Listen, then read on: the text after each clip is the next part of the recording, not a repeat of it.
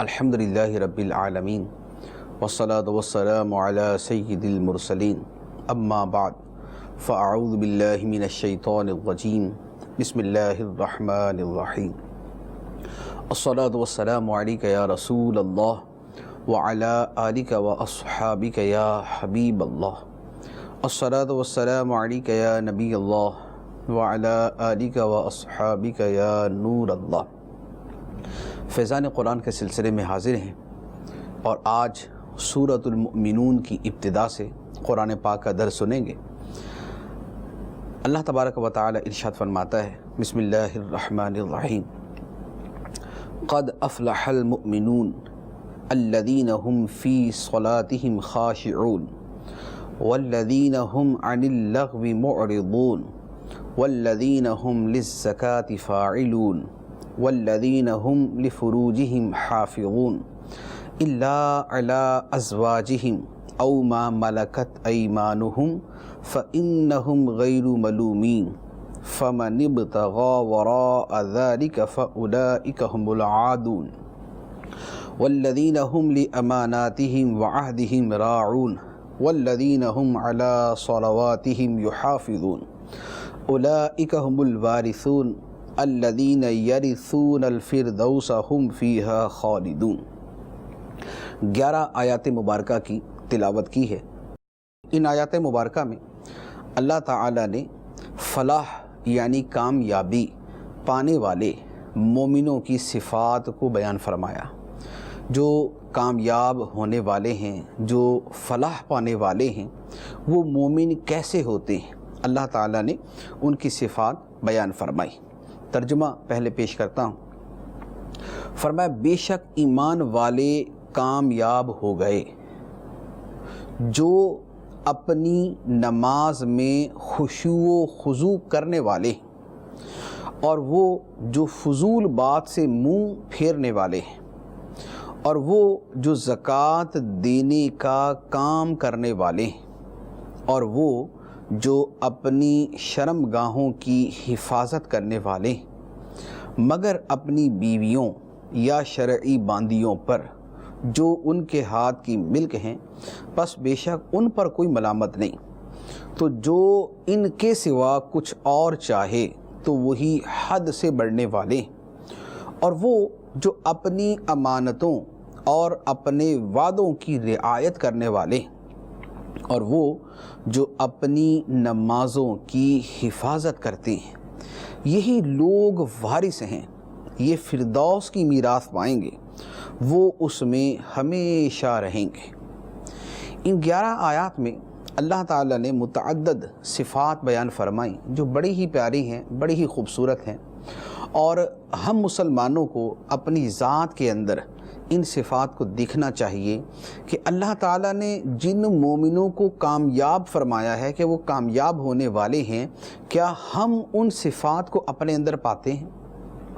کیا ہم بھی اسی طرح کے مومن ہیں جیسے اللہ تعالیٰ کو پسند ہے، جن سے اللہ تعالیٰ نے کامیابی کا وعدہ فرمایا ہے؟ ان کی ایک صفت ہے کہ اپنی نماز میں خشوع و خضوع کرتے ہیں، نماز توجہ سے پڑھتے ہیں، نماز پڑھتے ہوئے دنیا کے خیالات نہیں لاتے، گھر بار کے خیالات نہیں لاتے، ان کی توجہ اللہ کی بندگی اور اللہ کی بارگاہ میں حاضری کی طرف ہوتی ہے۔ وہ قرآن کے معانی پر غور کرتے ہیں، وہ جو تسبیح پڑھ رہے ہیں اس تسبیح پر غور کرتے ہیں، وہ جب نماز میں ہوتے ہیں تو وہ اپنے آپ کو اللہ کی بارگاہ میں سمجھتے ہیں اور اسی تصور کے ساتھ نماز پڑھتے ہیں۔ یہ نہیں ہے کہ نماز شروع کی اور ساری دنیا کے خیالات کو لانا شروع کر دیا۔ لانا جو ہے یہ تو خشوع کے واضح طور پہ منافی ہے، لیکن کثرت سے خیالات کا آنا بھی کوئی ایسی پسندیدہ بات نہیں، کیونکہ جب بندہ خشوع کے لیے کوشش نہیں کرتا تو پھر خیالات آنا بھی شروع ہو جاتے ہیں، اور جب آدمی کوشش کرتا ہے تو خیالات جو خود آتے ہیں وہ بھی چلے جاتے ہیں، اور لانا جو ہے وہ تو دور کی بات ہے۔ اور خشوع و خضوع حاصل کرنے کا طریقہ بھی میں نے اپنے انہی الفاظ کے اندر عرض کر دیا کہ اگر صرف اس تصور سے نماز پڑھی جائے، نماز کے اندر تصور کو اپنے ذہن میں مستحضر رکھا جائے، حاضر رکھا جائے کہ میں اللہ کی بارگاہ میں حاضر ہوں، مجھے اپنی توجہ کو ادھر ادھر نہیں کرنا، میں خدا کی تعظیم کے لیے اس کی بارگاہ میں حاضر ہوں، میں اللہ کے حضور اپنے سر کو جھکا رہا ہوں، میں خدا کی بارگاہ میں ادب سے ہاتھ باندھ کے کھڑا ہوں، میں اللہ کی بارگاہ میں اپنی پیشانی جو ہے وہ زمین کے اوپر رکھ رہا ہوں، اور اس کے ساتھ جو نماز کے اندر پڑھا جاتا ہے اس کے معانی کو وہ اچھی طرح سمجھ لے، یاد کر لے اور ان کے اوپر غور کرے۔ سورہ فاتحہ پڑھے تو اس کے معنی کو سمجھے، کوئی اور سورت پڑھے تو اس کے معنی کو سمجھے، رکوع و سجود کی تسبیح کرے تو اس کے معنی کے اوپر غور کرے کہ میں اللہ کی عظمت، اس کی تسبیح اور اس کی کبریائی کو بیان کر رہا۔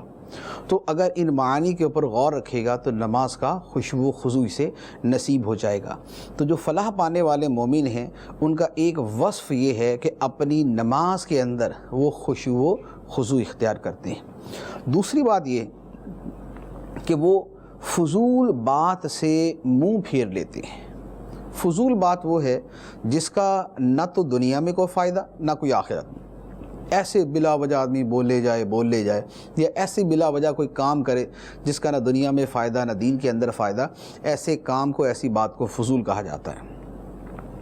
اب جو گناہ کی بات ہے وہ تو بدتر درجے میں ہے، لیکن وہ کام کہ جس میں نہ تو ہمیں دنیا کا فائدہ ہو نہ دین کا فائدہ ہو، اس سے بھی اعراض کرنا کامل مسلمان کی شان ہے، اور اس کو جاننا، اسے سمجھنا بڑا ضروری ہے، اس کی عادت بنانا بڑا ضروری ہے، ورنہ ہم عادی ہیں فضول گوئی کے، ہم عادی ہیں غیبت کے، ہم عادی ہیں چغلی کے، ہم عادی ہیں جھوٹ بول دینے کے، ہم عادی ہیں فضول باتیں کر لینے کے۔ جب تک بطور خاص توجہ کر کے ہم اپنی زبان پر غور نہیں کریں گے کہ ہماری زبان سے کیا نکلتا ہے، ہم اپنی زبان کو کس شے کا عادی بنا رہے ہیں، تب تک ہم اس اپنی بری عادت کو ختم نہیں کر سکتے۔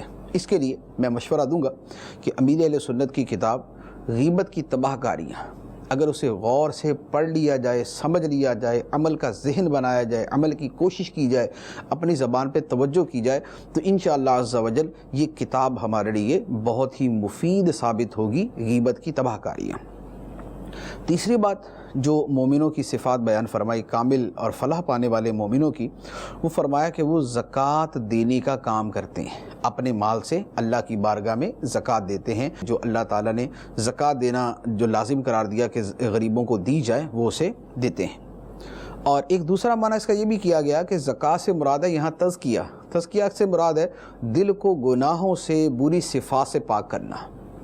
تو فلاح پانے والے مومن وہ ہوئے جو اپنے دلوں کا تزکیہ کرتے ہیں، دلوں کو پاک کرتے ہیں، دل کو برے اخلاق سے، بری عادات سے، حسد سے، بغض سے، تکبر سے، کینے سے، ان صفات سے اپنے دلوں کو پاک کرتے ہیں، ریاکاری سے، مال کی محبت، عزت کی محبت، دولت کی محبت، شہرت کی محبت، دنیا کی محبت، ان چیزوں سے اپنے دلوں کو جو پاک کرنے والے ہیں وہ فلاح پانے والے مومن ہیں۔ اب ان چیزوں پر بھی ہمیں غور کرنا چاہیے کہ کیا ہم اپنے دلوں کا تزکیہ کرتے ہیں، کیا ہمارے دل کینے سے پاک ہیں، مسلمان کا بغض رکھنا، اس سے جلنا کیسے پاک ہیں، حسد سے پاک ہیں، تکبر سے پاک ہیں، ہم جو ہے وہ دنیا اور مال اور شہرت اور عزت کی محبت سے ہمارے دل پاک ہیں؟ اگر نہیں تو پھر فلاح پانے والے مومن بننے کے لیے اپنے دل کو ان برے اخلاق سے پاک کر کے اچھے اخلاق کا عادی بنانا چاہیے۔ اب اس کے اوپر بھی ایک بڑی خوبصورت کتاب ہے، یہ مکتبۃ المدینہ سے باطنی بیماریوں کے نام سے یہ کتاب موجود ہے، اردو میں بھی ہے، انگلش میں بھی ہے۔ اگر یہ کتاب پڑھ لی جائے تو جو ہمارے روحانی امراض ہیں ان کی پہچان ہمیں بڑے اچھے طریقے سے نصیب ہو جائے گی۔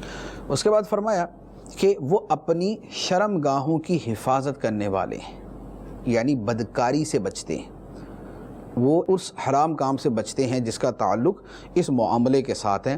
ہاں، بیویاں اللہ تعالیٰ نے حلال کی ہیں، اسی طرح شرعی باندیاں، کنیزیں وہ اللہ تعالیٰ نے حلال کی ہیں، لیکن آج کل کنیزیں پائی نہیں جاتی، تو یہ ہے کہ بہر شریعت کے اعتبار سے تو اجازت جو اللہ تعالیٰ نے دی ہوئی ہے وہ یہاں پر موجود ہے۔ تو بیویاں حلال ہیں، شرعی باندیاں حلال ہیں، اور ان کے ساتھ جو متعلق ہے تو فرمایا کہ ان پر کوئی ملامت نہیں، ان پر کوئی گرفت نہیں ہے، کوئی پکڑ نہیں ہے، کوئی ان کے اوپر ملامت نہیں۔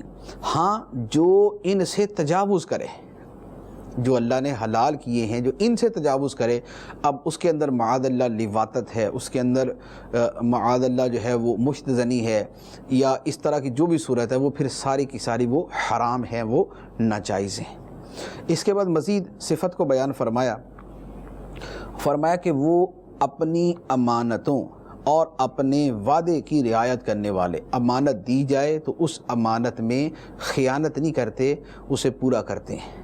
اسی طرح وعدہ کرتے ہیں تو اس وعدے کو نبھاتے ہیں، عہد کو توڑتے نہیں۔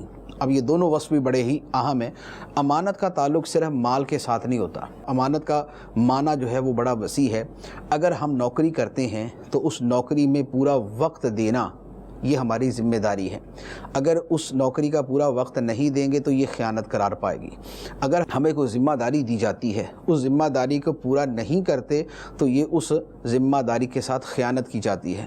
کوئی حکمران بنتا ہے، اس حکمران پہ ضروری ہے کہ عوام کی فلاح و بہبود کے لیے وہ کام کرے، اگر وہ نہیں کرتا، کرپشن کرتا ہے تو یہ اس کی خیانت ہے، یہ اس کی بددیانتی ہے۔ اسی طرح وعدوں کا پورا کرنا یہ بھی بڑا ہی افسوس ہے کہ ہمارے معاشرے میں کم ہوتا جا رہا ہے۔ وعدے کو پورا کرنا جو ہے یہ کوئی اتنی بڑی چیز نہیں سمجھی جاتی۔ کسی کی اچھی تربیت ہو جائے تو ٹھیک ہے، ورنہ وعدہ کیا اور پھر بھلا دیا، وعدہ کیا اور توڑ دیا، وعدہ کیا اور بلا وجہ بھی اس کو توڑ دیا، یہ ہمارے معاشرے کے اندر کوئی اتنا بڑا عیب نہیں سمجھا جاتا۔ آنے کا وعدہ کرتے ہیں، جناب اتنے بجے میں تمہارے پاس پہنچ جاؤں گا، بلا وجہ لیٹ کرتے ہیں، سامنے والے کو انتظار کراتے ہیں۔ وعدہ کرتے ہیں کہ فلاں دن میں تمہارے پیسے ادا کر دوں گا، وہ جب دن آتا ہے وہ بندہ بیچارہ دھکے کھا رہا ہوتا ہے، یہ اس کو پیسے ادا نہیں کرتا۔ تو وعدوں کو پورا نہ کرنا یہ بھی ہمارے یہاں بہت پایا جاتا ہے، جبکہ اللہ تعالیٰ فرماتا ہے کہ فلاح پانے والے مومن وہ ہیں جو اپنے عہد کو پورا کرتے ہیں، جو اپنے وعدوں کو نبھاتے ہیں۔ اس کے اوپر بھی ہمیں اپنی ذات کے اوپر غور کرنا چاہیے۔ اسی طرح فرمایا کہ وہ اپنی نمازوں کی حفاظت کرتے ہیں، جو فلاح پانے والے مومن ہیں وہ اپنی نمازوں کی حفاظت کرتے ہیں۔ یہاں پر دو چیزیں عرض کروں گا۔ ایک بات تو یہ ہے کہ نماز کی حفاظت سے کیا مراد ہے۔ نماز کی حفاظت یہ ہے کہ 5 نمازیں فرض ہیں تو 5 پڑھی جائیں، جماعت سے پڑھنا واجب ہے تو جماعت کے ساتھ ہی پڑھی جائیں، اور ظاہری باطنی آداب کا خیال رکھنا چاہیے تو خیال رکھا جائے۔ فرائض و واجبات کا لحاظ کرنا نہایت ہی ضروری ہے، فرض کے بغیر نماز ہوگی نہیں، اور واجب چھوٹے گا تو نماز مکروہ تحریمی ہو جائے گی، تو اب اس کا خیال کیا جائے۔ ایک بات تو یہ ہے کہ نمازوں کی حفاظت کرتے ہیں۔ دوسری بات یہ ہے کہ یہاں یہ دیکھیں کہ اللہ تعالیٰ نے دونوں طرح کے حکم دیے۔ اوپر فرمایا کہ امانت میں خیانت نہ کرو اور وعدہ پورا کرو، وعدہ پورا کرنے، کامل ایمان والے وعدہ پورا کرنے والے۔ نیچے فرمایا وہ نمازوں کی بھی حفاظت کرتے ہیں۔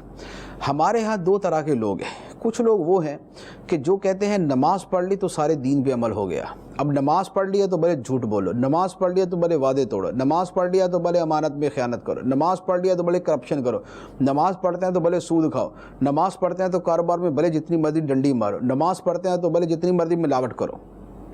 یہ طرز عمل خطرناک اور یہ حرام ہے، یہ ناجائز ہے۔ دوسری طرف وہ لوگ ہیں کہ جو کہتے ہیں کہ جب آپ نے لوگوں کے وعدے پورے کیے، جب آپ نے امانت میں خیانت نہیں کی، جب آپ کی مالی کرپشن کے اندر آپ ملوث نہیں ہیں، تو اب بھلے نماز پڑھے یا نہ پڑھے۔ تو نماز پڑھنے کو وہ معاذ اللہ ایک معمولی سی چیز سمجھتے ہیں، نماز پڑھنے کو ایک ہلکا سا کام سمجھتے ہیں کہ جب آپ کی مالی معاملات کے اندر کریڈیبلٹی آپ کی اچھی ہے تو اب اس کے بعد نماز کی خیر ہے، آپ نے خدمت انسانیت کر لی تو پھر تو آپ کا بیڑا ہی پار ہے، اب اس کے بعد آپ کو کوئی ضرورت نہیں ہے نماز کی، زکوٰۃ کی، ذکر اللہ کی، تسبیح کی، درود کی، قرآن پڑھنے کی۔ یہ تصور بھی سراسر باطل ہے، سراسر باطل ہے۔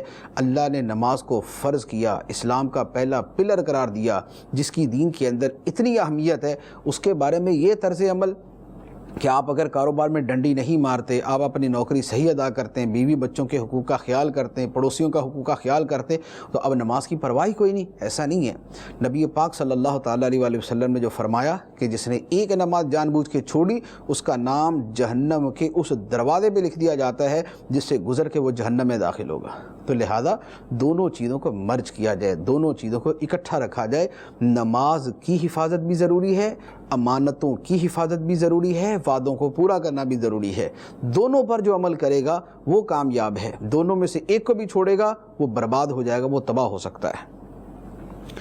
اب اللہ تعالیٰ ان اوصاف کے حامل مسلمانوں کے بارے میں فرماتا ہے اولئک ھم الوارثون، یہی لوگ وارث ہیں۔ کس چیز کے وارث ہیں؟ فرمایا جنت الفردوس کے وارث ہیں۔ یہ جنت الفردوس کے وارث ہیں، ہمیشہ ہمیشہ اس جنت الفردوس میں رہیں گے۔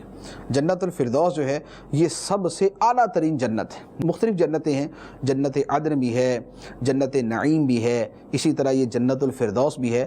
تو جنت الفردوس جو ہے یہ سب سے اعلیٰ درجے کی جو جنت ہے، جس میں ہمارے آقا صلی اللہ تعالیٰ علیہ وآلہ وسلم بھی ہوں گے، جس میں اللہ کے نبی ہوں گے، وہ جنت الفردوس۔ تو جس نے جنت الفردوس کو حاصل کرنا ہے وہ اپنے ایمان کی بھی حفاظت کرے اور اس کے ساتھ ساتھ ان اوصاف کو اپنائے، ان سارے اوصاف کو اپنائے، انشاءاللہ عز و جل جنت الفردوس میں آقا کریم صلی اللہ تعالیٰ علیہ وآلہ وسلم کے قدموں کے اندر جگہ نصیب ہوگی۔ اس کے بعد اللہ تعالیٰ نے تخلیق انسانی کا بیان فرمایا کہ اللہ تعالیٰ کس طریقے سے انسان کو پیدا کرتا ہے۔ پہلے شروع میں آدم علیہ السلام کا بیان کیا، پھر اس کے بعد بقیہ تخلیق کا بیان ہوا۔ ارشاد فرمایا وَلَقَدْ خَلَقْنَا الْإِنسَانَ مِنْ سُلَالَةٍ مِّن طِينٍ ثُمَّ جَعَلْنَاهُ نُطْفَةً فِي قَرَارٍ مَّكِينٍ، اور بے شک ہم نے انسان کو چنی ہوئی مٹی سے بنایا، پھر اس کو ایک مضبوط ٹھہراؤ میں پانی کی بوند بنایا۔ ثم خلقنا النطفة علقة فخلقنا العلقة مضغة فخلقنا المضغة عظاما فكسونا العظام لحما ثم انشأناه خلقا آخر فتبارك الله احسن الخالقین، پھر ہم نے اس پانی کی بوند کو جمع ہوا خون بنا دیا، پھر جمے ہوئے خون کو گوشت کی بوٹی بنا دیا، پھر گوشت کی بوٹی کو ہڈیاں بنا دیا، پھر ہم نے ان ہڈیوں کو گوشت پہنایا، پھر اسے ایک دوسری صورت بنا دیا۔ تو بڑی برکت والا ہے وہ اللہ جو سب سے بہتر بنانے والا ہے۔ یہ اللہ تعالیٰ نے تخلیق انسانی کو بیان فرمایا۔ سب سے پہلے تو فرمایا کہ ہم نے انسان کو چنی ہوئی مٹی سے بنایا۔ چنی ہوئی مٹی سے مراد یہاں پر انسان سے مراد ہے حضرت آدم علیہ السلام۔ اللہ تعالیٰ نے آدم علیہ السلام کو مختلف جگہوں سے چنی ہوئی مٹی سے بنایا۔ چنانچہ آدم علیہ السلام کا جب پتلا، جب آپ کا جسم مبارک مٹی کی صورت میں بنایا گیا تو اس وقت بہت ساری جگہوں کی مٹی کا مجموعہ تھا جس سے وہ آپ کا خمیر گوندا گیا اور آپ کا وجود بنایا گیا۔ یہ آدم علیہ السلام۔ پھر آگے جو ذکر ہے وہ آدم علیہ السلام کی نسل کا ہے، اولاد کا ہے، کہ اللہ تعالیٰ نے فرمایا کہ ہم نے آدم کی نسل کو ایک مضبوط ٹھہراؤ میں پانی کی بوند بنایا۔ مضبوط ٹھہراؤ ماں کا رحم۔ اب اس کے بعد جو پورا پروسیجر ہے اللہ تعالیٰ نے وہ بیان فرمایا کہ وہ جو پانی کی ایک بوند تھی، پہلے اسے جمع ہوا خون بنایا جاتا ہے، جمے ہوئے خون سے اسے گوشت کی بوٹی بنایا جاتا ہے، گوشت کی بوٹی سے اسے ہڈی بنایا جاتا ہے، ہڈیوں کے اوپر گوشت چڑھایا جاتا ہے، پھر اس میں روح ڈال کر مکمل انسان بنا دیا جاتا ہے۔ یہ وہ تخلیق کے مرحلے ہیں جو اللہ تعالیٰ نے یہاں پر بیان فرمائے۔ اور اس وقت کی جو جدید ترین سائنس ہے وہ بھی یہ کہتی ہے کہ جو تخلیق انسانی کے مراحل اللہ نے قرآن کے اندر بیان فرمائے ہیں، حیرت ہوتی ہے کہ یہ سارے مرحلے سائنس نے آج دریافت کیے اور اللہ تعالیٰ نے قرآن کے اندر آج سے 1400 سال سے بھی پہلے ان کو بیان فرما دیا۔ اب چونکہ اللہ تعالیٰ نے اپنی تخلیقی قدرت کا بیان فرمایا کہ اللہ تعالیٰ کس طرح زندگی وجود میں لاتا ہے، اب اسی سے قیامت کے اوپر استدلال فرمایا کہ جس طرح اللہ تعالیٰ ایک قطرے سے ایک انسان بنا دیتا ہے، اسی طرح وہ قیامت کے دن جب مردوں کو زندہ کرے گا تو یہ اس کی قدرت ہے کہ وہ ان مردوں کو دوبارہ زندگی عطا فرما دے گا۔ چنانچہ ارشاد فرمایا ثم انکم بعد ذلک لمیتون ثم انکم یوم القیامت تبعثون، پھر اس کے بعد تم ضرور مرنے والے ہو، پھر تم سب قیامت کے دن اٹھائے جاؤ گے۔ اب اللہ تعالیٰ نے اپنی آسمانی سلطنت کا بیان فرمایا اور اپنی قدرتوں، اپنی نعمتوں کا بیان کیا۔ چنانچہ ارشاد فرمایا وَلَقَدْ خَلَقْنَا فَوْقَكُمْ سَبْعَ طَرَائِقَ وَمَا كُنَّا عَنِ الْخَلْقِ غَافِلِينَ، اور بے شک ہم نے تمہارے اوپر 7 راستے بنائے اور ہم مخلوق سے بے خبر نہیں۔ ہم نے تمہارے اوپر 7 راستے بنائے۔ 7 راستوں سے مراد ہے آسمان، کہ ہمارے اوپر اللہ تعالیٰ نے 7 آسمان بنائے جو فرشتوں کی گزرگاہیں، وہ 7 آسمان جو ہیں وہ فرشتوں کی گزرگاہیں ہیں، اور فرمایا کہ ہم مخلوق سے بے خبر نہیں۔ اتنی بڑی مخلوق پیدا کی، آسمان اللہ کی مخلوق، آسمان کے فرشتے اللہ کی مخلوق، زمین اللہ کی مخلوق، زمین پہ بسنے والے انسان، حیوان، جاندار سب اللہ کی مخلوق، زمین کے اندر کی چیزیں اللہ کی مخلوق، تو اللہ تعالیٰ فرماتا ہے کہ ہم اپنی مخلوق سے بے خبر نہیں۔ اب اس کے بعد اللہ تعالیٰ مزید اپنی قدرتیں بیان فرماتا ہے، فرمایا اور ہم نے آسمان سے ایک اندازے کے ساتھ پانی اتارا، پھر اسے زمین میں ٹھہرایا، اور بے شک ہم اسے لے جانے پر قادر ہیں۔ فرمایا کہ ہم نے آسمان سے ایک اندازے سے پانی اتارا، پھر اسے زمین میں ٹھہرایا۔ زمین کے نیچے اب پانی، زمین کے نیچے پانی، کہیں سے بھی ہم کھودتے نیچے سے پانی نکل آتا ہے۔ اللہ تعالیٰ فرماتا ہے کہ یہ پانی ہم نے اوپر سے برسایا، زمین کے اندر سرایت کر گیا، زمین میں پھیل گیا۔ اب اللہ فرماتا ہے کہ ہم چاہیں تو ہم اسے واپس بھی لے جا سکتے ہیں۔ جو زمین کے اندر کا پانی ہے، خدا چاہے تو ایک کن فرما کے سارا پانی خشک کر دے۔ اب پوری دنیا کھود کے دیکھ لیں، پانی کا ایک قطرہ نہیں ملے گا۔ تو یہ خدا کی قدرت ہے اور خدا کی رحمت ہے کہ زمین کے اندر اس نے پانی پھیلایا ہوا ہے اور انسان کو ہر جگہ پہ پانی مل جاتا ہے۔ اب مزید فرمایا تو اور جو بارش کی صورت میں پانی ہوتا ہے تو فرمایا کہ تو اس پانی سے ہم نے تمہارے لیے کھجوروں اور انگوروں کے باغات پیدا کیے، تمہارے لیے ان باغوں میں بہت سے پھل میوے ہیں اور ان میں سے تم کھاتے ہو۔ اور اللہ نے درخت پیدا کیا جو طور سینا نامی پہاڑ سے نکلتا ہے، تیل اور کھانے والوں کے لیے سالن لے کر اگتا ہے۔ پانی جو بارش کے ذریعے نازل ہوتا ہے، اس سے کھجوریں، انگور، ان کے باغات پیدا ہوتے ہیں، اور ان کے علاوہ اور جو پھل میوے ہیں، جیسے ہمارے ہاں اب کیا آم تو کیا سیب تو کیا انناس تو کیا جناب دوسرے پھل ہیں، یہ سارے کے سارے پیدا ہوتے ہیں، ان میں سے ہم کھاتے ہیں۔ اور بطور خاص اللہ تعالیٰ نے زیتون کے درخت کا بیان فرمایا، کیونکہ زیتون کا درخت وہ ہے جس کے فوائد بہت ہیں۔ وہ پھل ہے تو اس کا فائدہ ہے، اس میں سے اگر وہ تیل نکال لیا جاتا ہے تو وہ تیل فائدہ مند ہے، وہ تیل نکالنے کے بعد جو اس کا وہ بچتا ہے، کچرا بچتا ہے، وہ کچرا بھی فائدہ مند ہے۔ تو اور پھر زیتون کا درخت وہ ہے جو بڑے لمبے عرصے تک باقی رہتا ہے، اس کی عمر بہت زیادہ ہے۔ تو چونکہ زیتون کا درخت اللہ تعالیٰ کی قدرتوں میں سے ایک بڑی عظیم قدرت پہ دلالت کرتا ہے، تو فرمایا کہ اللہ نے زیتون کا درخت پیدا کیا جو طور سینا نامی پہاڑ سے نکلتا ہے۔ نکلتا تو ہر جگہ ہے، وہاں پر چونکہ کثرت سے پایا جاتا ہے، لہذا اس کی طرف بطور خاص اس کی نسبت کی۔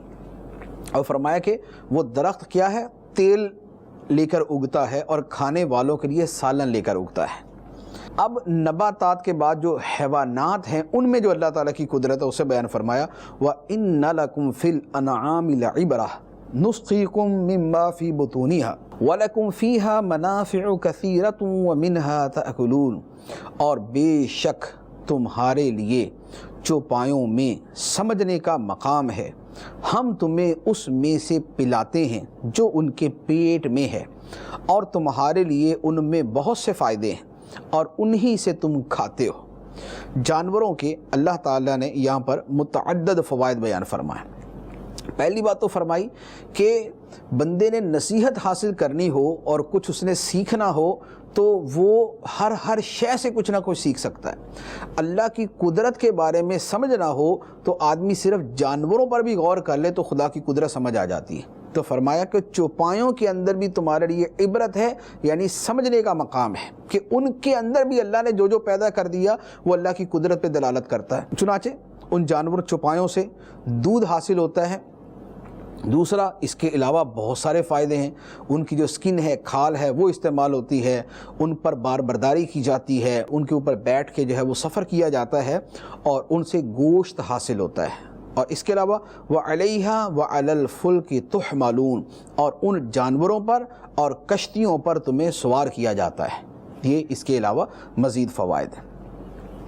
اب اس کے بعد اللہ تعالیٰ نے متعدد انبیاء علیہم الصلاۃ والسلام کا تذکرہ کیا۔ چنانچہ سب سے پہلے حضرت نوح علیہ الصلاۃ والسلام کا تذکرہ ہے۔ فرمایا وَلَقَدْ أَرْسَلْنَا نُوحًا إِلَىٰ قَوْمِهِ فَقَالَ يَا قَوْمِ اعْبُدُوا اللَّهَ مَا لَكُم مِّنْ إِلَٰهٍ غَيْرُهُ أَفَلَا تَتَّقُونَ، اور بے شک ہم نے نوح کو اس کی قوم کی طرف بھیجا تو اس نے فرمایا اے میری قوم اللہ کی عبادت کرو، اس کے سوا تمہارا کوئی معبود نہیں، تو کیا تم ڈرتے نہیں؟ یہ نوح علیہ السلام کا فرمان تھا جو آپ نے اپنی قوم سے فرمایا، چونکہ قوم مشرک تھی، بتوں کی پوجا کرتی تھی، تو آپ نے فرمایا اللہ کی عبادت کرو، اللہ کے علاوہ تمہارا کوئی معبود نہیں، اور مزید فرمایا کہ کیا تم اللہ کے عذاب سے ڈرتے نہیں؟ قوم نے کیا جواب دیا؟ قوم نے معاذ اللہ حضرت نوح علیہ السلام پر الٹا جو ہے وہ برسنا شروع کر دیا، کہ آپس میں کہنے لگے یہ تو ایک معمولی سے آدمی ہیں، یہ چاہتے ہیں کہ تم ان کو بڑا مان لو، تو یہ بس اپنی بڑائی کے چکر میں ہیں اور ان کے ساتھ کچھ بھی نہیں ہے، اور اگر اللہ نے کچھ کسی کو بھیجنا ہی ہوتا تو یہ انسان تھوڑی بھیجتا، اللہ تعالیٰ تو فرشتہ بھیج دیتا۔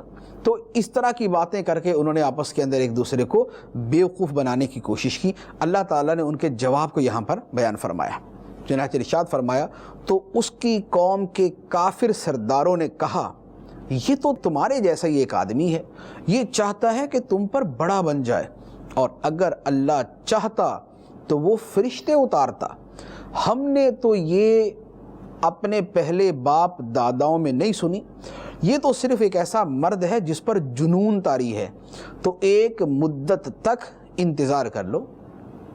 اس پورے کلام کا مطلب کیا؟ جو قوم کے کافر سردار تھے انہوں نے اپنی قوم کو کہا کہ بھئی یہ نوح جو ہے یہ تمہارے جیسا ایک آدمی ہے، اور یہ جو کہتا پھر رہا ہے کہ میں اللہ کا رسول ہوں، تو یہ تمہارے اوپر بڑا بننا چاہتا ہے کہ مجھے بڑا مان لو، جو میں بڑا مقدس ہوں اور میں بڑا اللہ کا پیارا ہوں، تو یہ تم پر صرف بڑا بننا چاہتا ہے۔ اگر اللہ چاہتا کہ اس کے سوا کسی کی عبادت نہ کی جائے اور اس نے ہمیں سمجھانا ہی ہوتا تو اسے تھوڑی بھیجتا، معاذ اللہ حضرت نوح علیہ السلام کو تھوڑی بھیجتا، اللہ تعالیٰ فرشتے بھیج دیتا۔ یہ ان کی بات تھی، اور اس کے ساتھ مزید کہنے لگے کہ یہ جو توحید کی باتیں کر رہے ہیں، نوح علیہ السلام جو توحید کی باتیں کرتے ہیں کہ اللہ ایک ہے، اللہ کے سوا کوئی معبود نہیں، باقی سارے معبود باطل ہیں، تو کہنے لگے ہم تو اپنے باپ دادا سے کبھی ایسی بات نہیں سنی، ہم نے تو اپنے باپ دادا کو بھی بتوں کی پوجا کرتے ہی دیکھا ہے۔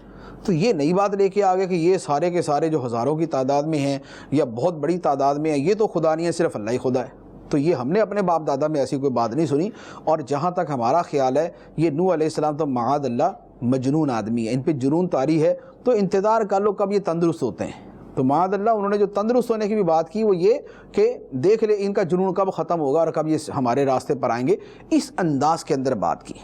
اب اس کے بعد پھر نوح علیہ السلام نے ان کی تباہی کی دعا کی، نوح علیہ السلام نے اپنی قوم کی تباہی کی دعا کی، لیکن یہ دعا جو ہے یہ صرف ایسے نہیں تھی کہ نوح علیہ السلام نے فرمایا کہ اللہ کی عبادت کرو، قوم نے کہا کہ جناب یہ بڑا بننا چاہتا ہے، بس یہ دو باتیں آپس میں ہو، نوح علیہ السلام نے دعا کر دی اور ساری قوم بھی تباہ و برباد ہوگی، ایسا نہیں۔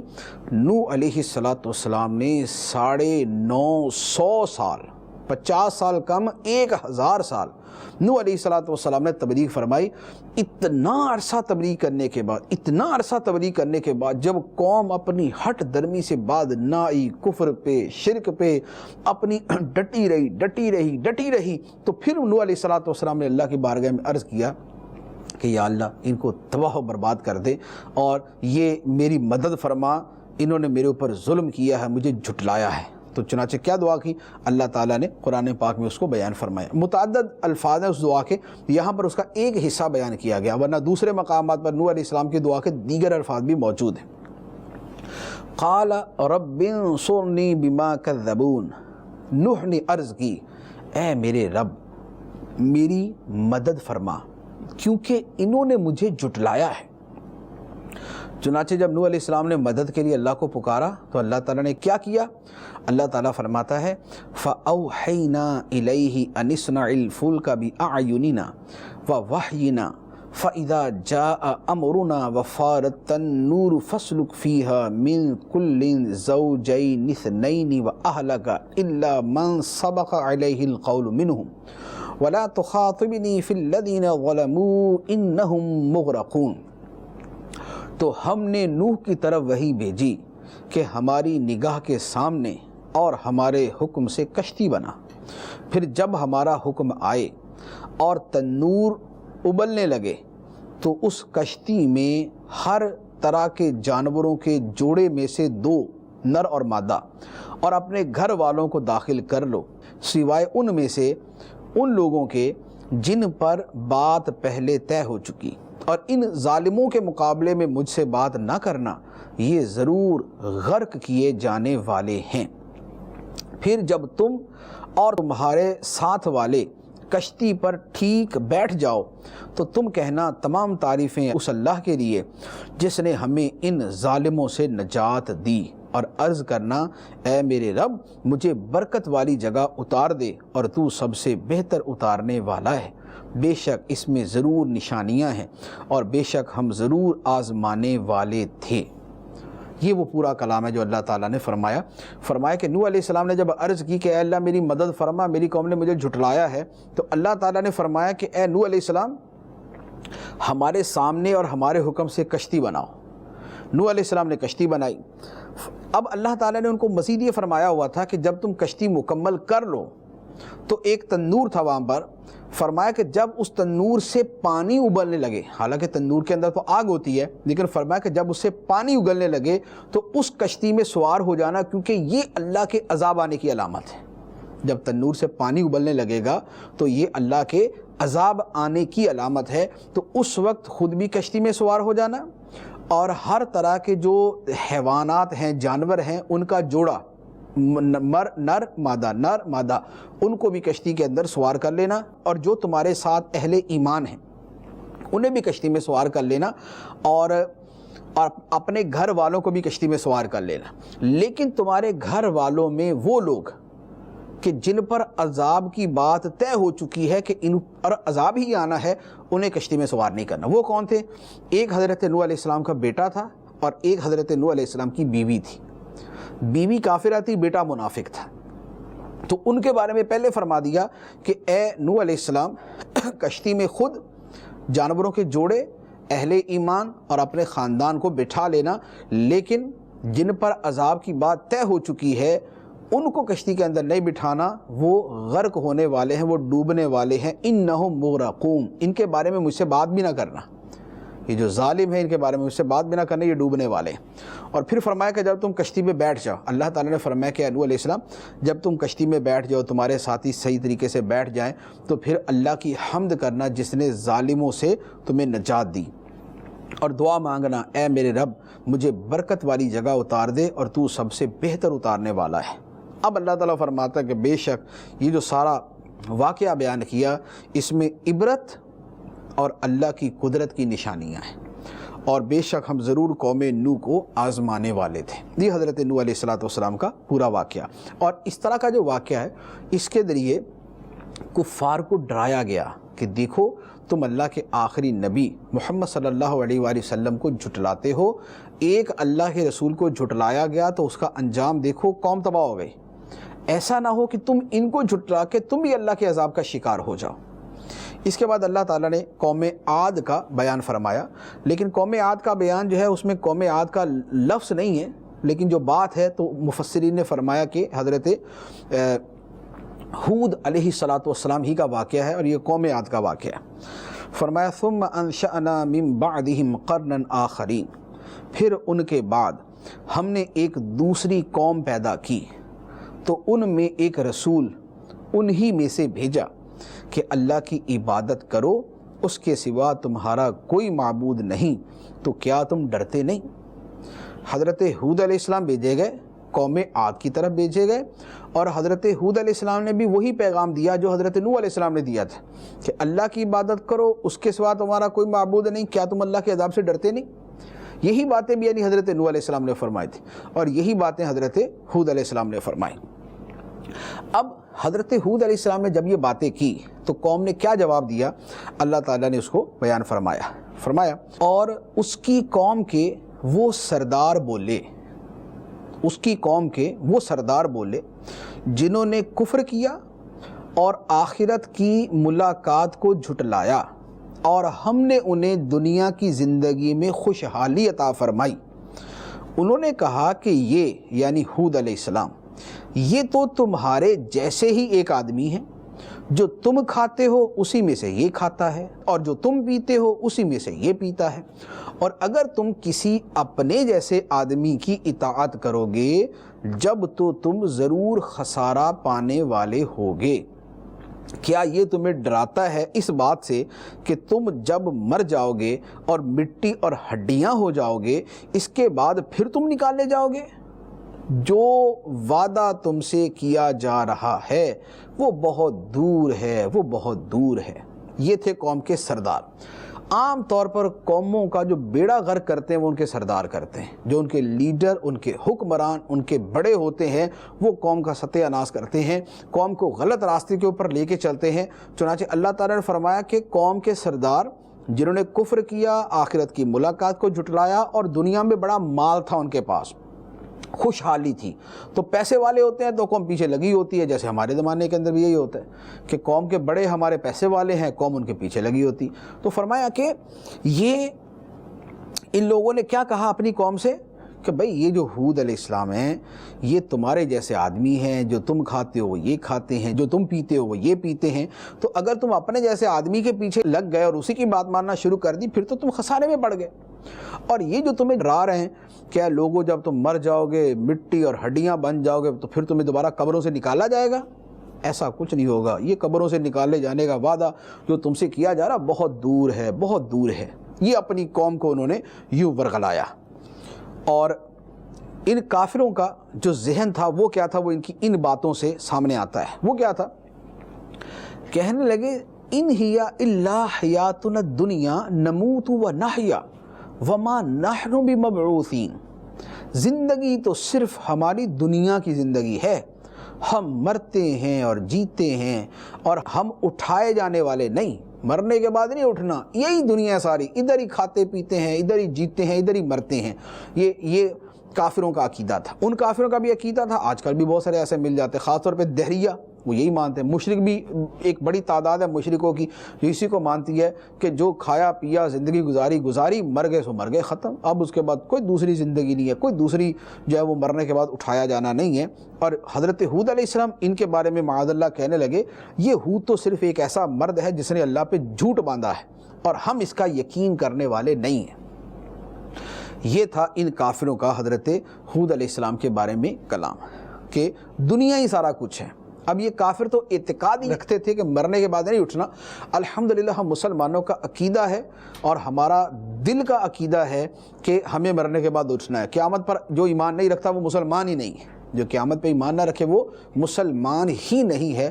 لیکن عملی اعتبار سے تھوڑا سا مسلمانوں کا حال بھی اتنا اچھا نہیں ہے، عمل ایسے ہی کرتے ہیں جیسے مرنے کے بعد کبھی اٹھنا ہی نہیں، بولتے ہیں عقیدہ رکھتے ہیں کہ مرنے کے بعد اٹھیں گے، لیکن کام مرنے کے بعد اٹھنے کے لیے کوئی نہیں کرتے۔ اس میں ایک بڑی تعداد ہے کہ جو اسی کے اندر مبتلا ہے۔ تو ہود علیہ السلام کو جب جھٹلایا گیا تو انہوں نے بھی اللہ کی بارگاہ میں عرض کی، قال رب انصرنی بما کذبون، عرض کی اے میرے رب میری مدد فرما کیونکہ انہوں نے مجھے جھٹلایا ہے۔ اللہ نے فرمایا تھوڑی دیر میں یہ پچھتانے والے ہو جائیں گے، یہ جو قوم ہود تمہیں جھٹلا رہی ہے تھوڑی دیر میں یہ پچھتانے والے ہو جائیں گے۔ تو پھر کیا ہوا؟ اللہ تعالیٰ فرماتا ہے فَأَخَذَتْهُمُ الصَّيْحَةُ بِالْحَقِّ فَجَعَلْنَاهُمْ غُثَاءً فَبُعْدًا لِلْقَوْمِ الظَّالِمِينَ۔ تو سچی چیخ نے انہیں پکڑ لیا تو ہم نے انہیں سوکھی گھاس کوڑا بنا دیا، تو ظالم لوگوں کے لیے دوری ہو۔ یہ ان پر اللہ کا عذاب آیا کہ قوم عاد پر عذاب اس صورت میں آیا کہ ایک چیخ کی آواز آئی اور اس چیخ کی شدت کی وجہ سے تباہ و برباد ہو گئے، مر گئے۔ اللہ تعالیٰ نے فرمایا کہ ہم نے انہیں ایسا کر دیا جیسے سوکھی گھاس کوڑا ہوتا ہے، بے قیمت اور معمولی اور بے قدر اور حقیر اور بس تباہ شدہ اور برباد شدہ اور بنجر اور ویران، ہم نے ان کو ایسا کر دیا۔ اور یہ جو کافر کہتے تھے کہ دوری ہو جو تم سے وعدہ کیا جا رہا ہے، تو اللہ فرماتا ہے کہ ان ظالموں کے لیے اب دوری ہو، اس ظالم قوم کے لیے دوری ہو، کس سے؟ اللہ کی رحمت سے۔ تو یہ دوسری قوم کا انجام یہاں پر بیان فرمایا گیا، اور اس کے پیچھے بھی وہی مقصد کہ لوگوں کو ڈرایا گیا کہ جو کفر کرے گا، اللہ کی نافرمانی کرے گا، وہ بہت برے انجام سے دوچار ہو سکتا ہے۔ اللہ تبارک و تعالی ہمیں عقل سلیم عطا فرمائے، ہمیں اپنے خائفین بندوں میں شامل فرمائے، ہمارے دلوں میں اپنا خوف پیدا فرمائے۔ آمین بجاہ النبی الامین صلی اللہ تعالی علیہ وسلم۔